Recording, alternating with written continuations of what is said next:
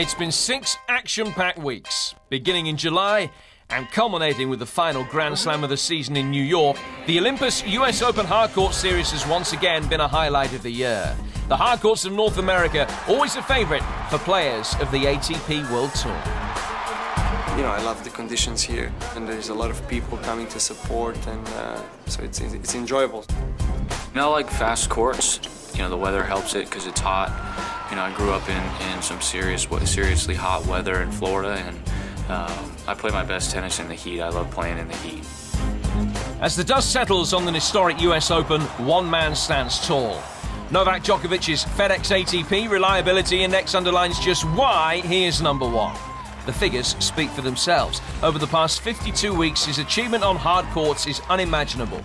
57 wins, only 6 losses. It's like a dream for us, you know. We always believe in that, you know, but he was behind Rafa, so many points. Now he's ahead, so many points, you know. In the meantime, he win 2 Grand Slam and become #1. It's really like a dream.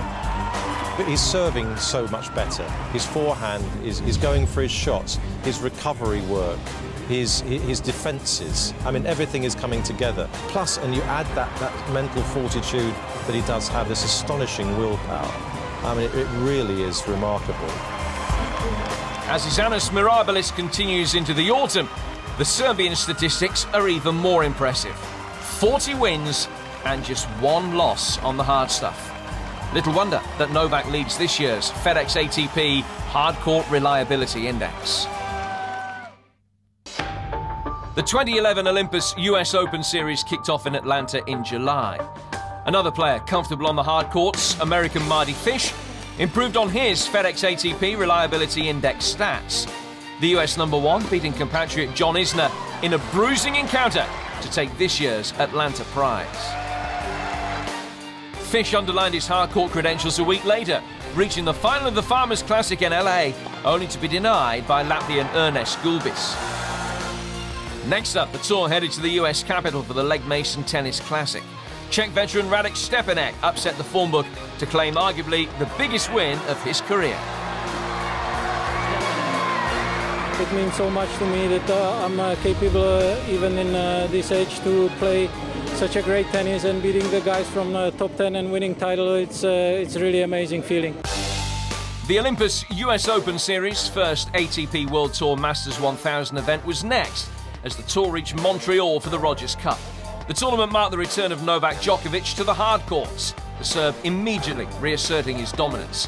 The newly crowned world #1 sweeping aside Mardy Fish in the final to claim his 5th Masters 1000 title of 2011. Another stellar cast was at the second ATP World Tour Masters 1000 event of the summer at the Western and Southern Open. In a repeat of the 2008 final, Andy Murray cemented his hardcourt reputation by becoming the only man to beat Djokovic on the hard stuff this year.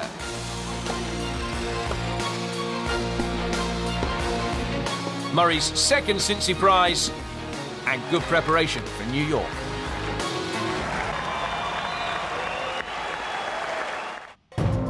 Then, the inaugural Winston-Salem Open.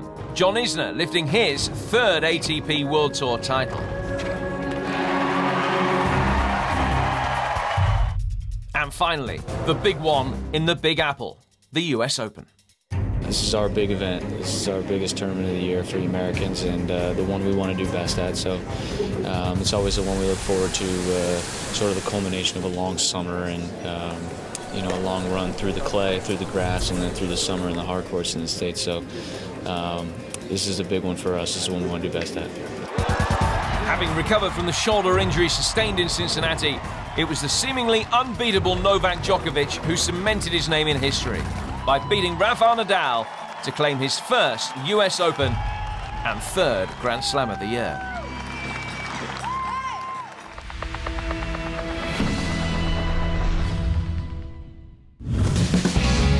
Next week on ATP World Tour Uncovered, Mets Magic.